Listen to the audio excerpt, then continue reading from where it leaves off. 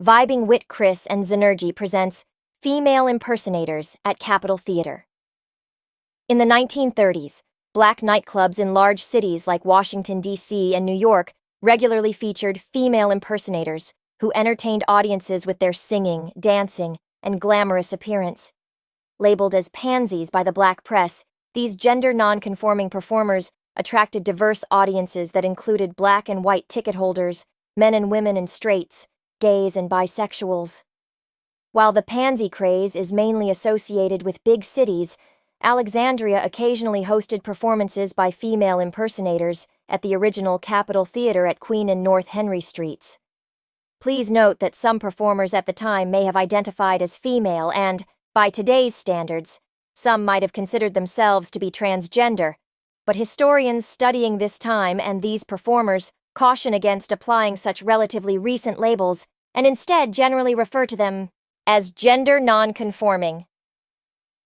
The theater, having undergone renovations and changes in ownership and name, was under new management when it reopened as the Capitol in late 1932. The Capitol served the African American community, and in addition to offering motion pictures, it also hosted live entertainment, including performances by local gender non-conforming artists. Accounts from the Washington Tribune provide a look at two of these shows. In spring 1934, Henry Roberts, a young man from Alexandria, performed as Henrietta at the Capitol's amateur night. After singing I Want You, I Need You, and Stardust, he returned to the stage for an encore when audience members chanted, We want Henrietta. According to the Tribune, Roberts had the orchestra play The Karaoke, and Henrietta gave the Alexandrians some new lessons on snake hips and the shim-sham, while offering a few feminine dances. A year later, the Tribune covered the appearance of Louis Diggs at the Capitol Theater. The Tribune referred to Diggs with female pronouns in quotation marks, writing that Mother Diggs sang and danced her way to the title of Alexandria's queen, flirted with the audience, and ran up and down the aisle, switching her lovely dress as if she were Mae West. After the show, Diggs reportedly had to navigate through a crowd of men, women, and children to reach a waiting car.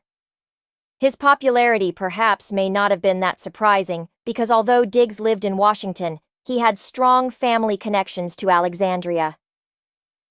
Diggs was not only one of the most well-known and successful performers, but he also publicly defended female impersonators after a columnist for the Afro-American newspaper called the Pansy Craze a parading of filth and perversion, and the performers an army of freaks. Diggs wrote, in part, I have developed into a Louis Diggs that I alone have created, and to a generation that would have me no other way. Diggs added, Through the history of civilization, psychology tells us that there have always been homosexuals. No normal male, man or boy, would be influenced to become effeminate by viewing female impersonators unless he was already in a stage of developing into an invert. Why then are we criticized as social menaces? Although media and public interest in these performers subsided, drag shows continued within the gay community as they had before. The old Capitol Theater closed in the late 1930s and was replaced by a new theater with the same name.